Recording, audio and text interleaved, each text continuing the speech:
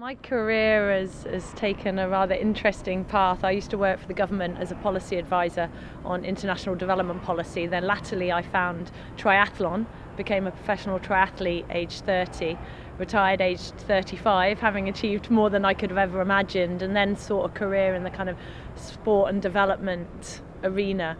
And I found Parkrun as a grassroots organisation that's really changing lives in the area of sport and physical activity and health, and I now work as head of participation for them.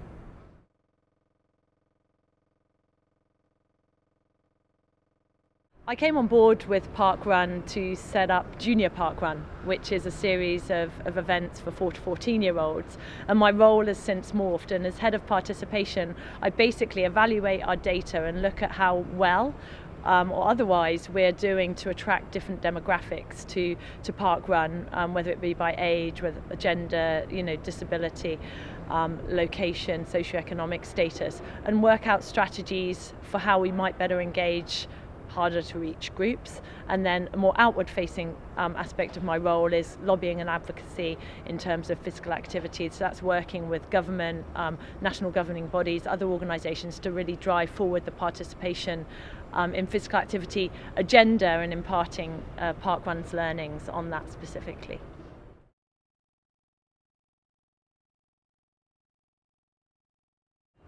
I've acquired many skills throughout my kind of life path.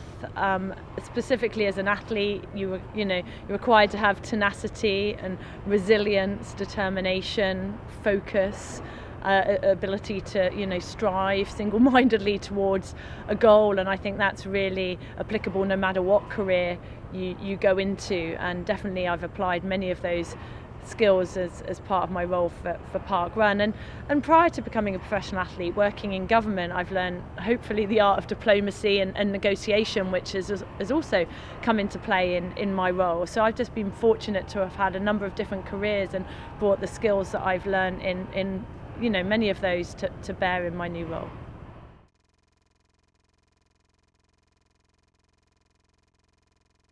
I don't necessarily think there are major challenges. As with all careers and all sectors, it's competitive now. I think a lot of people are interested in sport and physical activity, which is amazing. But also, the more people that are interested, the more competitive it comes to be getting involved. So I definitely suggest people volunteer at their local events or even national events, and really get a feel for the types of roles that might be involved, because there's a range of different roles if you want to get involved in mass participation events, whether it's the commercial side, whether it's operations, whether it's more strategic and policy work, such as the stuff that I do. So I think definitely doing some voluntary work and trying to find out for yourself what area you're interested in, and also find a mentor, find someone to speak to that has worked in the role that you might be interested in them. Ask them if you can shadow them for a little while, or at least have a meeting and ask them what their day-to-day roles and responsibilities and lifestyle is like, and see whether that suits you. So I definitely think volunteering and getting a mentor are two really important routes to finding out whether a career in this field is something that you'd like and something you'd enjoy.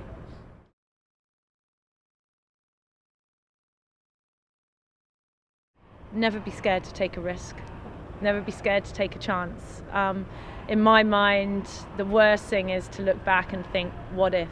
I never want to be left wondering. So you've always got to be able to take calculated risks, whether that's taking up a new sport, whether it's changing your career, whether it's starting, to study something new, or even become a professional triathlete. I think you have to take the plunge and step over the cliff occasionally.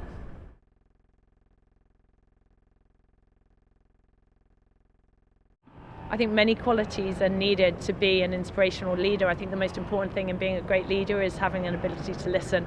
I think all the great leaders have an ability to listen and really truly listen to the people that or the groups that they're engaging with. I think that's very, very important. I think passion is incredibly important in whatever career you want to achieve in, and a willingness to always learn. I think we always need to be open to learning, evaluating our own performance, and being willing to accept that we're not perfect, and we can always build and learn and grow and evolve.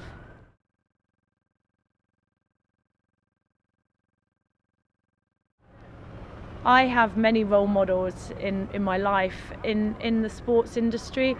I'd have to say Claire Balding, which is quite topical, but because more recently she's becoming this increasingly amazing force for good, especially in the field of women's sport.